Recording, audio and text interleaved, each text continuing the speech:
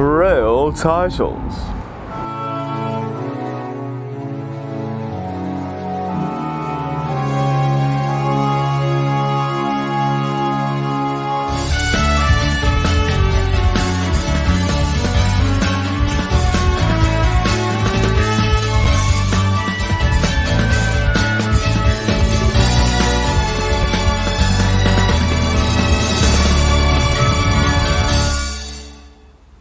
Hello, good evening to you. Welcome to Your Manchester with me, Michael. And you might have noticed things are looking just a little bit different at the moment. Whilst we're getting our brand new home set up just for you in a couple of weeks' time, we're out and about around Manchester for the time being. And things are also just a little bit quieter, that's right. Miss Belinda Scandal is off on her holidays and she's left me to do all of the hard work. Typical, I know that is a right scandal for you. I should have been invited. However, before she went away, she did prepare a lovely little film from the novelist Elizabeth Gaskell's house. That's in two parts throughout tonight's programme. I've also got a chat with Jas Nisic, who is part of the quirky cabaret performance coming to Manchester next month, and an opportunity for you to get involved with this year's Outstageus event from Hive North. I'll be talking to Mike Lee about that a little bit later in the programme. Here's how your Wednesday evening with Your Manchester is shaping up.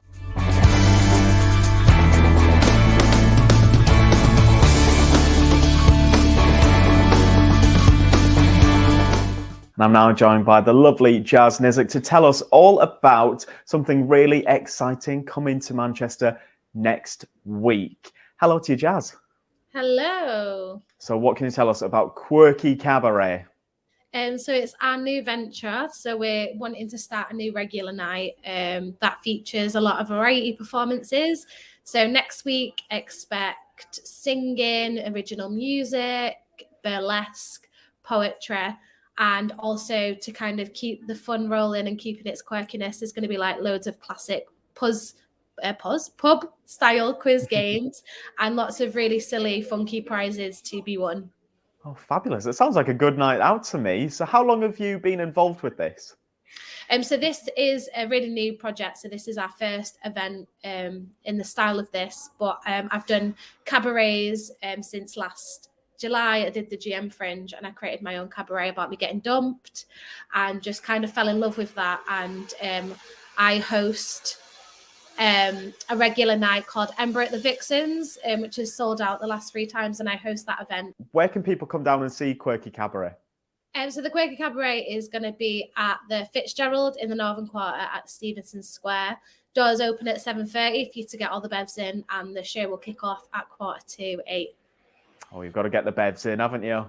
Yes.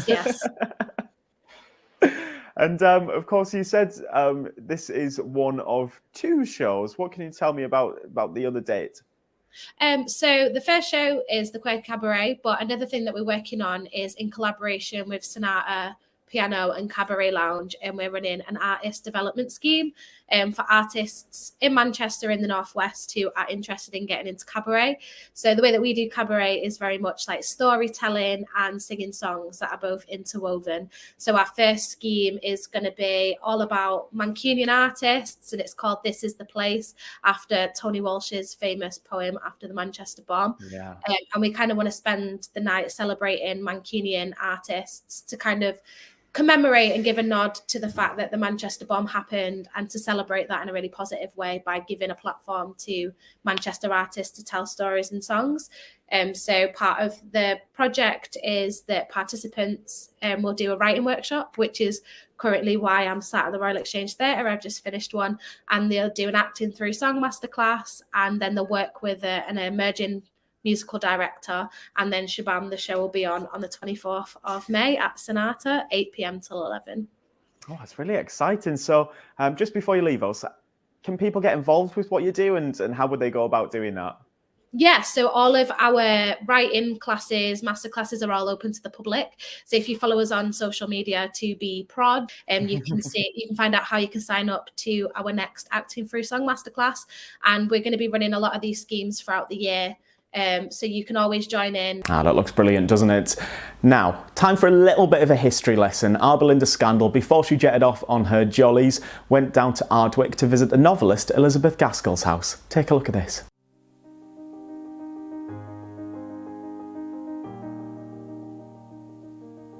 Well, we're here at Elizabeth Gaskell's house. Now, Elizabeth Gaskell was a famous novelist. She wrote many, many books. You probably remember Cranford, which became very famous because of the TV. But actually, she wrote the first ever biography of Charlotte Bronte. And some say she helped Charlotte Bronte and the Brontes' myth increase, and the fame and the notoriety all came from this lady here. But why was she so important to Manchester? And why is she a legend that we should be celebrating more often? Let's find out by going into Elizabeth Gaskell's house.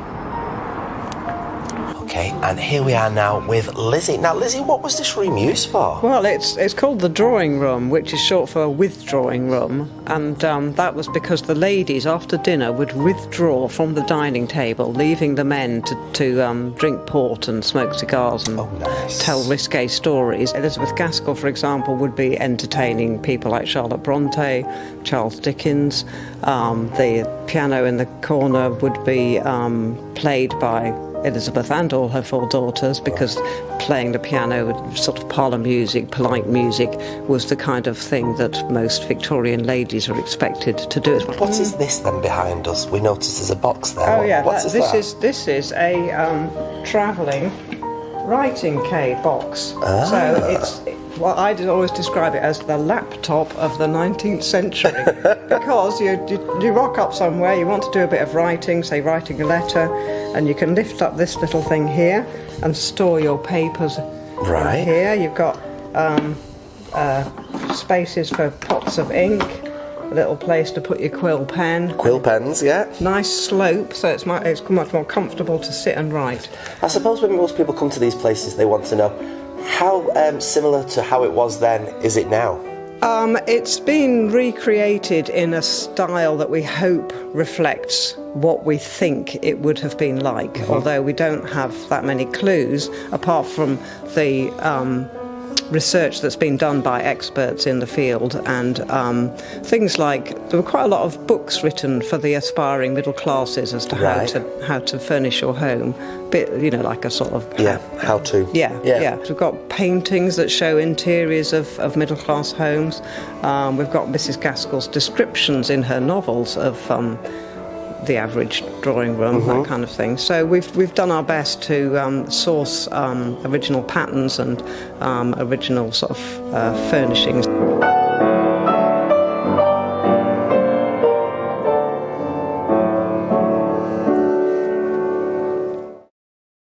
This is where Elizabeth did most of her writing. Is it? Yes. So, magnifying glass, what else do we have on here then? We have, that's the facsimile of the very last page of her last novel, Wives and Daughters, which she was writing when she died very suddenly. She hasn't finished the book because she literally just dropped dead of a massive heart attack. So what was the book about then? It was, summing up the Wives and Daughters in a few lines. It's about Molly Gibson, whose mother died when she was young, and her dad remarries this woman, Mrs. Gibson, who already has a daughter of her own, Cynthia, and it's a very tricky relationship. So why did she do this within the dining room then? Because as a woman she didn't have a room of her own. So William Gaskell had a beautiful study that he could sit and shut himself away and write all his sermons and lectures and things, but women occupied the domestic sphere. They didn't have, it wasn't very common for women to be professional writers at the time. This is set for an informal family lunch. I'm sure you have lunches like this every day of the week. Yeah, right, yeah, definitely, yeah. This is everyday pottery. It's called hand-painted coal-port pottery. Right. If they were entertaining, they would have brought out the best porcelain. Oh, right. And if you notice, we have a joint of meat. We have serving dishes with vegetables. We also have a tureen of soup on the table, so it meant that all the courses were on the table at once. And this is called dining à la française. Did you know much about it before you started volunteering? No, not at all, no. I think it was through knowing other volunteers who had already started here. When my circumstances changed and I had a bit more time, they said, "Oh no, come along, it'll be good." And I've really enjoyed it. We need to know more about her. We need to. She needs to be as prolific as all of those other wonderful authors, doesn't she?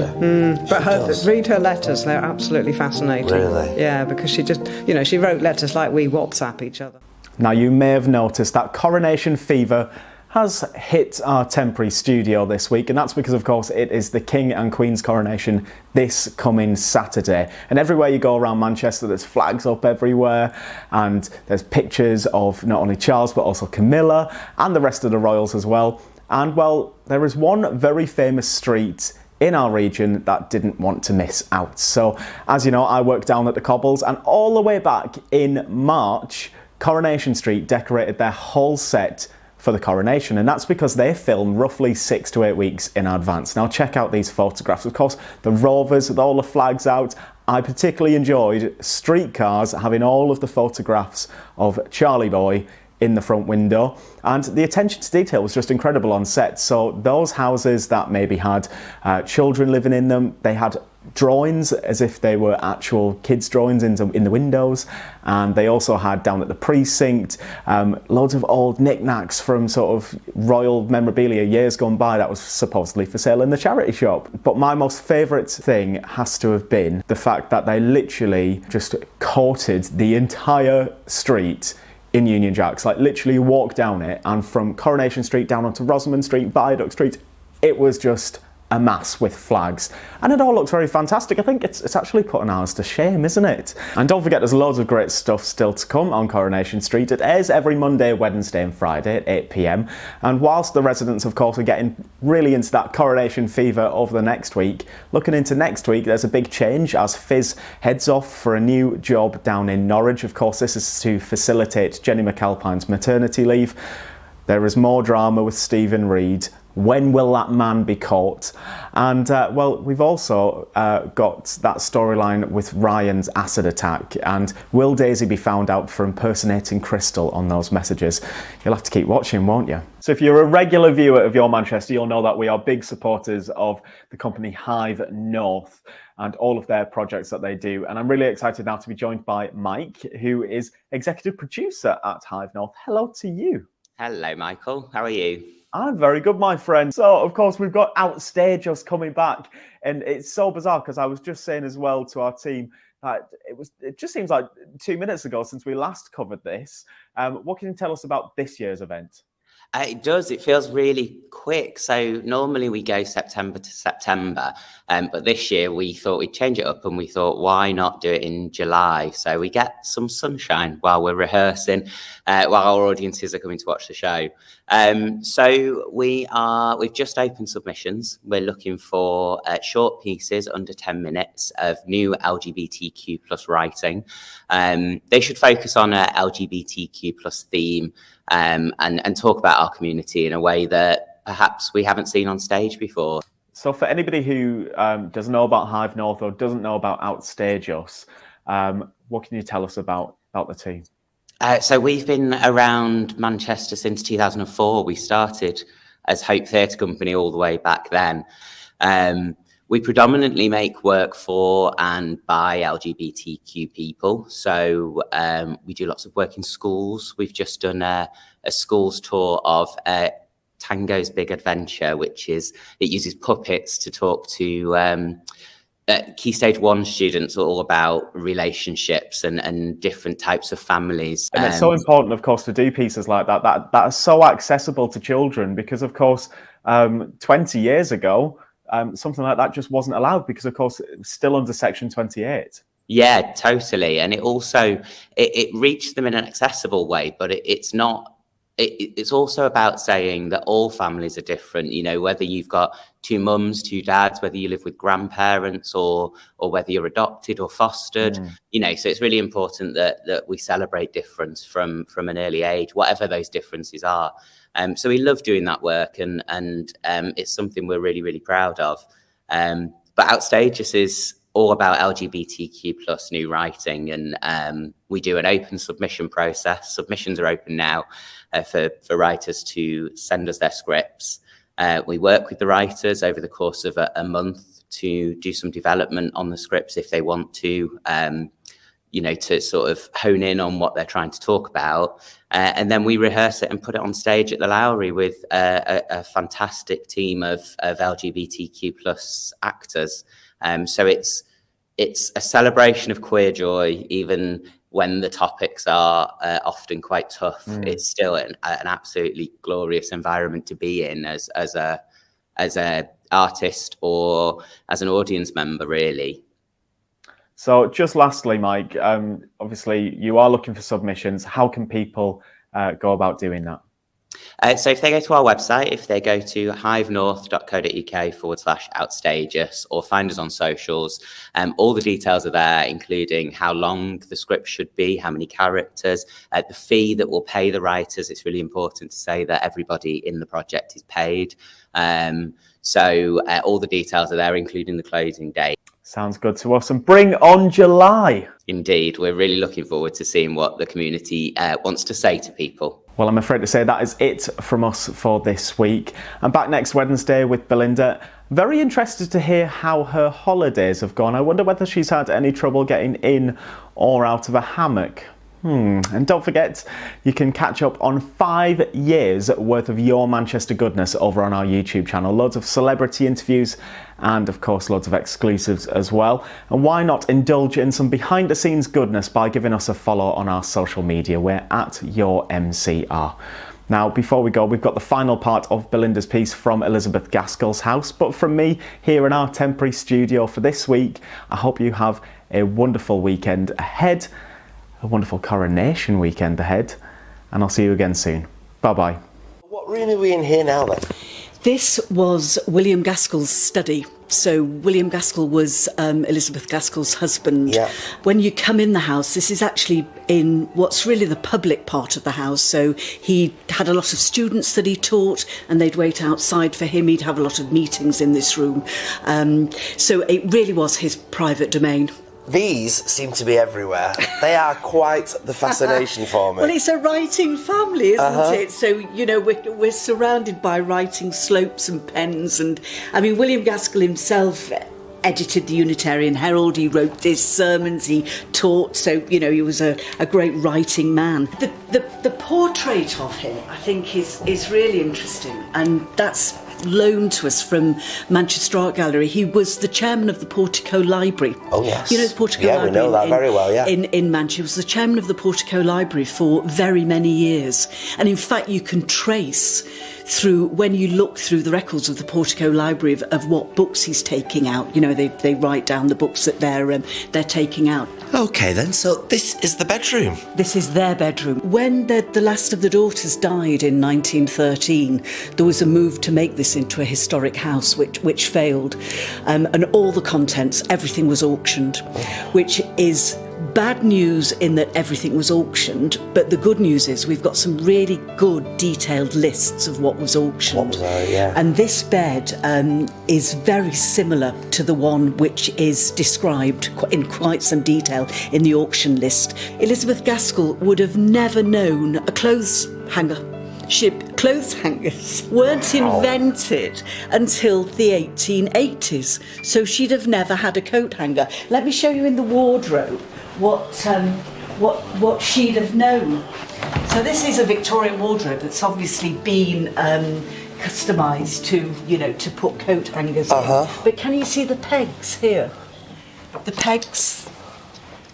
That's what she'd have known to hang her clothes on. We also have in here her wedding veil. We don't have a lot that is hers, but we know that was the wedding veil that she wore when she was married in the church in Knutsford. Because her eldest daughter, Marianne, was the only one of the 4 girls to have children. Okay. But Marianne's great-great-great-granddaughter is a real supporter of the house and has given us certain of the things that have been passed down. So the family line still continuing. Oh yeah. Amazing. Oh yeah. When she describes this room, she describes it as having a blue floral wallpaper. So sometimes I think we think Victorian bedrooms would be very monastic and all white and that's exactly what I was and, thinking, yeah. You know, an iron bedstead and whatever. But no, she had. This was the sort of wallpaper she would have had. I think that she actually slept in this room. In this room. Yeah. Wow. Amazing. Well, that is absolutely fascinating, and it's definitely reaffirmed my opinion that this is a lady that should be celebrated a whole lot more. It's just amazing. Make sure you come and check this out. It's open daily. This is Elizabeth Gaskell's house. Enjoy, it's a fabulous place.